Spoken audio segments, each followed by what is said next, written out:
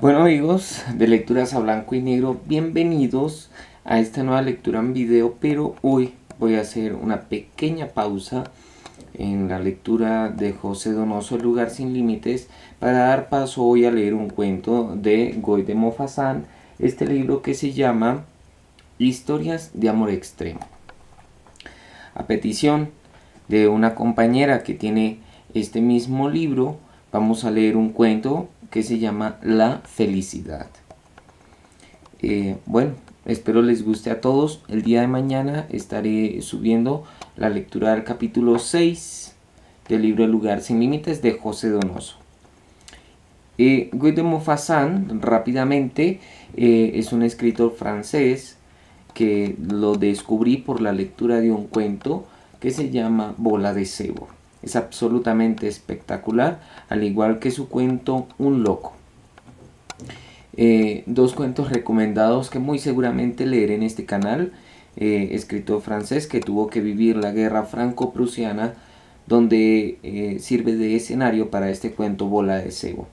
Pero bueno, vamos a ver qué sucede entonces en este que se llama La felicidad. Y dice así. Cronómetro. Muy bien. Era la hora del té. Aún no se habían encendido las lámparas. La villa dominaba el mar. El sol, ya desaparecido, había dejado a su paso el cielo completamente rosa, salpicado de polvo de oro, y el Mediterráneo, sin una arruga, sin un temblor, liso, resplandeciente, aún bajo la luz agonizante, parecía una interminable plancha de metal bruñido. Lejos, a la derecha, las montañas escarpadas dibujaban su perfil negro sobre la púrpura deslúcida del ocaso. Se hablaba del amor, se discutía este viejo tema, se volvían a repetir las cosas ya dichas tantas veces. La suave melancolía del crepúsculo ralentizaba las palabras, provocando un sentimiento de ternura en las almas.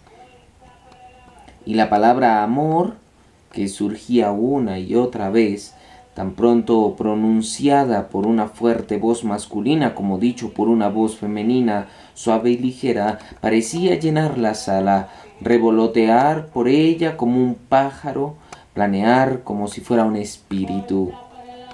¿Se puede amar durante muchos años seguidos? Sí, pretendían algunos. No, aseguraban otros. Se distinguían los diversos casos, se establecían diferencias, se citaban ejemplos y a todos, hombres y mujeres, se los veía llenos de recuerdos que volvían y los turbaban, pero que no podían citar, aunque los tenían en flor de labios.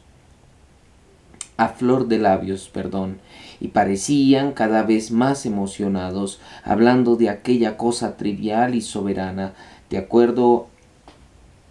del acuerdo tierno y misterioso de dos seres, con profunda emoción y ardiente interés.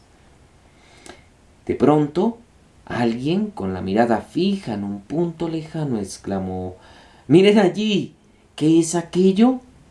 Sobre el mar, en el horizonte, surgía una masa gris, enorme y confusa. Las mujeres se habían levantado y contemplaban sin comprender aquel fenómeno sorprendente que jamás habían visto. Alguien dijo: «Es Córcega». Se la divisa así 2 o 3 veces al año en ciertas condiciones atmosféricas excepcionales, cuando el aire, de una perfecta limpidez, no la oculta con esas brumas de vapor que siempre velan la lontananza. Vagamente se distinguían las crestas de las montañas, en cuyas cumbres creyeron reconocer la nieve. Todos quedaron sorprendidos, turbados, casi asustados por aquella brusca aparición de un mundo, por aquel fantasma salido del mar. ¿Acaso tuvieron esas mismas extrañas visiones quienes, como Colón, partieron a través de los océanos inexplorados? Entonces un anciano caballero, que todavía no había hablado, dijo: «En esa isla que se alza ante nosotros, para responder a lo que estábamos diciendo y despertar mi memoria a un singular recuerdo, conocí un ejemplo admirable de un amor constante, de un amor inverosímilmente dichoso. Se lo voy a contar. Hace 5 años hice un viaje a Córcega. Esa isla salvaje es más desconocida y está más lejos de nosotros que América, a pesar de que a veces, como ocurre hoy, pueda verse desde las costas de Francia. Imagínense un mundo todavía caótico, un mar de montañas separadas por estrechos barrancos recorridos por torrentes. No hay llanuras, solo inmensas olas de granito y gigantescas ondulaciones de tierra cubierta de matorrales o de profundos bosques de castaños y pinos. Es un suelo virgen, inculto, desierto, aunque a veces se divise un pueblo semejante a un amontonamiento de rocas en la cima de un monte. No hay cultivos, ni industrias, ni arte. Jamás se encuentra un pedazo de madera tallada, un fragmento de piedra esculpida, ni siquiera un recuerdo del gusto infantil o refinado de los antepasados por las cosas más graciosas y bellas. Es esto lo que más impresiona en esa soberbia y dura tierra, la indiferencia hereditaria hacia esa búsqueda de formas seductoras que se llama arte. Italia, donde cada palacio está lleno de obras maestras, es una obra maestra en sí misma, donde el mármol, la madera, el bronce, el hierro, los metales y las piedras atestiguan el genio del hombre, donde los más pequeños objetos antiguos que ruedan por las viejas mansiones revelan esa divina preocupación por la gracia. Es para todos nosotros la patria sagrada a la que amamos, porque nos muestra y nos prueba el esfuerzo, la grandeza, el poderío y el triunfo de la inteligencia creadora. Frente a ella, la agreste Córcega ha permanecido igual que en sus primeros días. La gente vive allí, en su rústica morada, indiferente a todo lo que no afecte a su propia existencia o a sus querellas de familia. Ha conservado los defectos y las cualidades de las razas incultas y es violenta, rencorosa, inconscientemente sanguinaria, pero también hospitalaria, generosa, abnegada, ingenua, siempre con la puerta abierta al caminante y dispuesta a ofrecer su fiel amistad a la menor muestra de simpatía. Hacía un mes que yo vagaba a través de esa isla magnífica con la sensación de estar en los confines del mundo.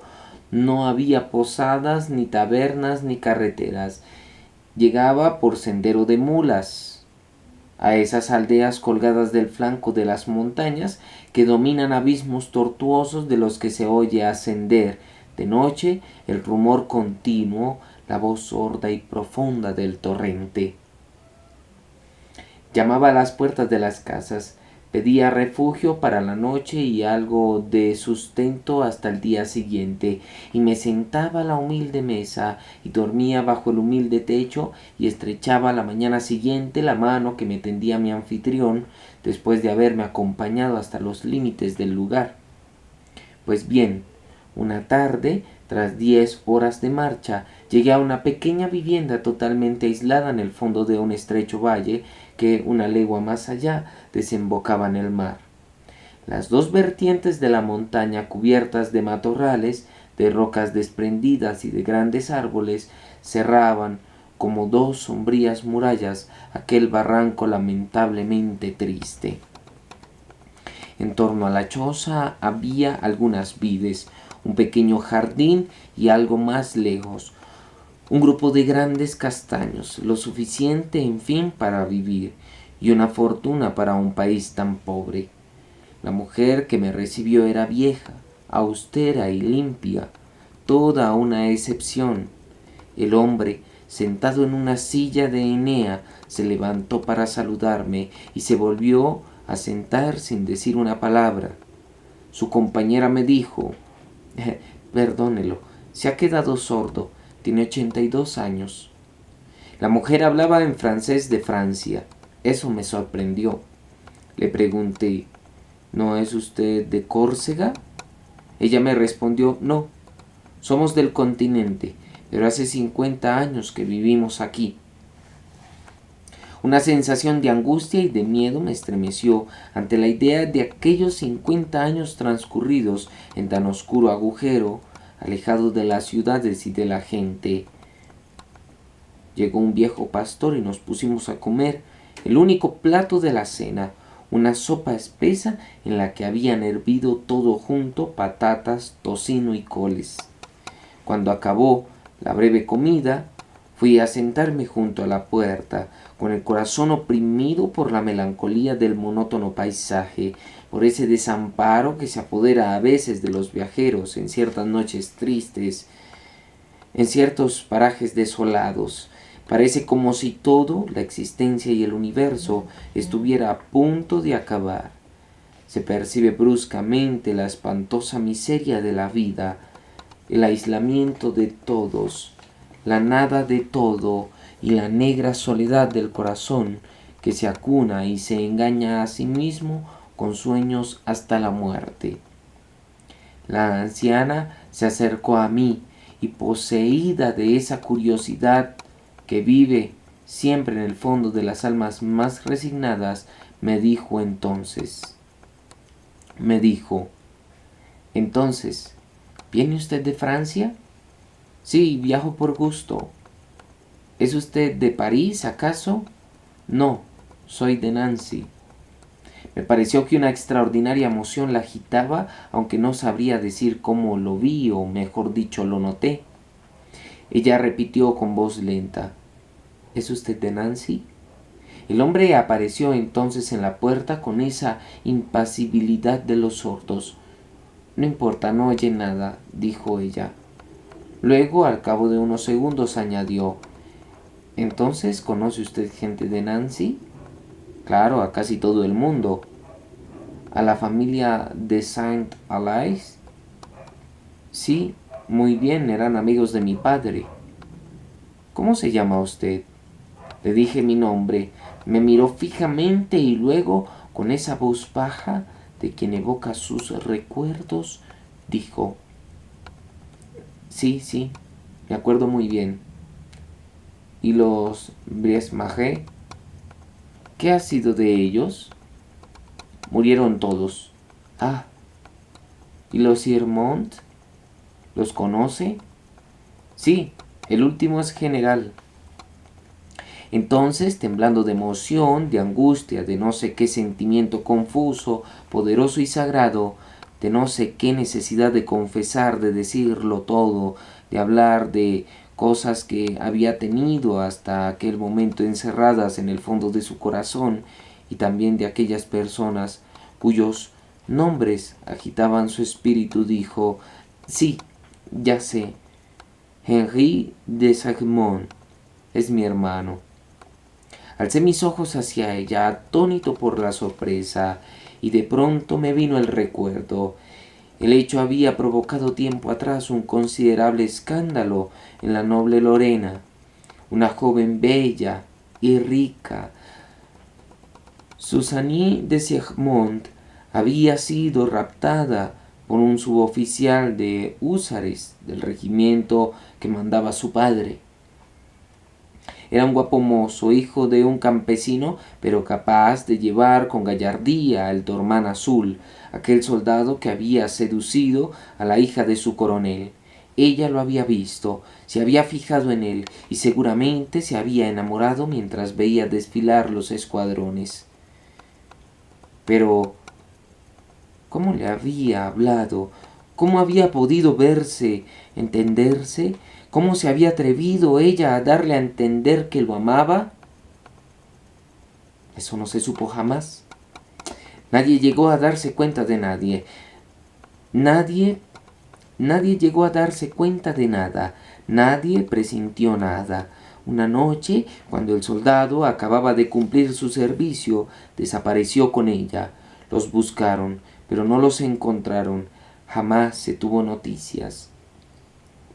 A ella acabaron dándola por muerta. y yo la volví a encontrar en aquella forma, en aquel siniestro valle. Era mi turno de hablar. Sí, me acuerdo muy bien, le dije. Usted es la señorita Susagni. Ella dijo sí con la cabeza. Caían lágrimas de sus ojos. Entonces, señalándome con una mirada al anciano inmóvil en el umbral de la chaloba, me dijo: es él. Y me di cuenta de que lo seguía queriendo, de que lo veía aún con sus ojos de seducida. Le pregunté: ¿ha sido usted feliz al menos? Ella no me respondió con una voz que le salía del corazón. Ella me respondió con una voz que le salía del corazón. Oh, sí, muy feliz. Me ha hecho muy feliz. Jamás he lamentado nada. La contemplé, triste, sorprendido, maravillado por el poder del amor.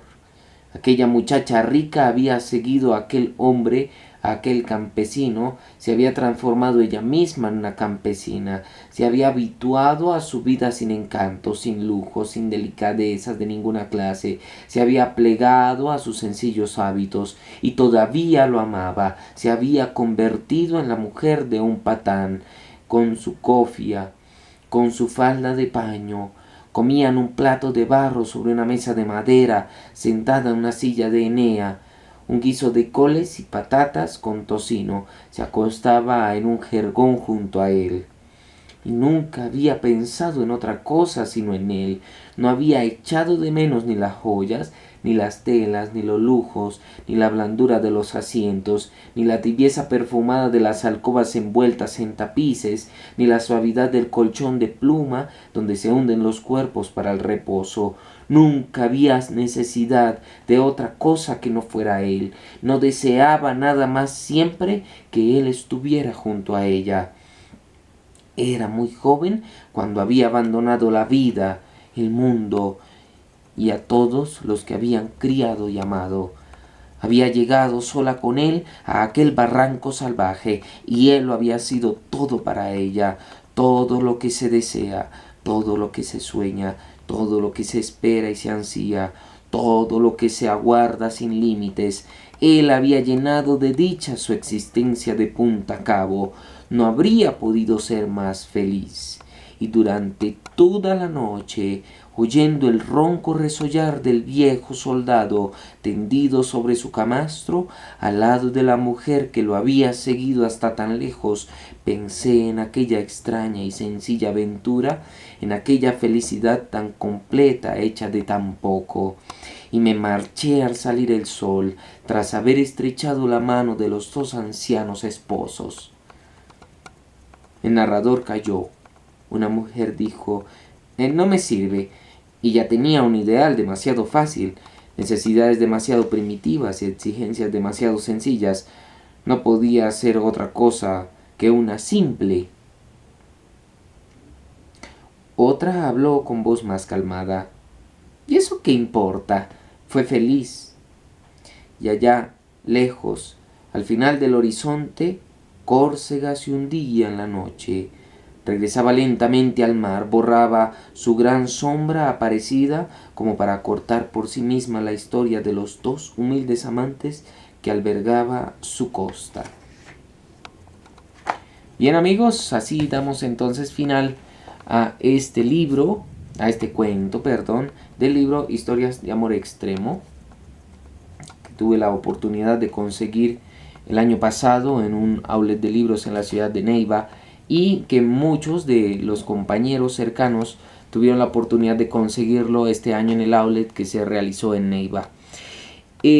Bueno, es una historia demasiado romántica, la verdad ha sido la historia más romántica que he leído de Maupassant, porque lo que me encanta de Maupassant es la psicología de sus personajes, que tienden un poco a lo esquizofrénico, a lo demente, a lo criminal, en tanto que esta fue más ilusoria, ¿no? Romántica. Y bueno, el primer pensamiento que se viene a mi mente es: ¿cómo no pudieron haber sido una pareja feliz si vivían solos en Córcega? ¿Qué hubiera pasado si quizá en esa isla hubiera vivido más gente, no? Claro, la pareja en soledad es mucho más feliz que cuando está en público, ¿no? Bueno, será un tema de nunca acabar, como lo dijeron ahí, el típico tema del amor, tema juvenil, infantil, adulto, adulto mayor, porque es un tema universal y que se condiciona, pienso yo, de acuerdo a cada generación, a cada forma de pensar del ser humano. Y lo chévere de escribir sobre el amor, como lo hizo este hombre, es que en cada personaje encontramos una mirada distinta ante este tema. Bueno, así los dejo entonces, nos vemos mañana en la lectura del capítulo 6 de José Donoso y Si estoy alegre 6-7 para ir avanzando y acabarlo pronto porque, bueno, vienen nuevas lecturas.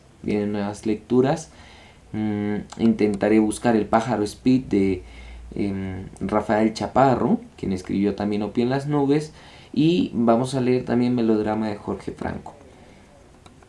Mucho que leer, sigan leyendo, sigan disfrutando de los libros y nos veremos pronto. Adiós.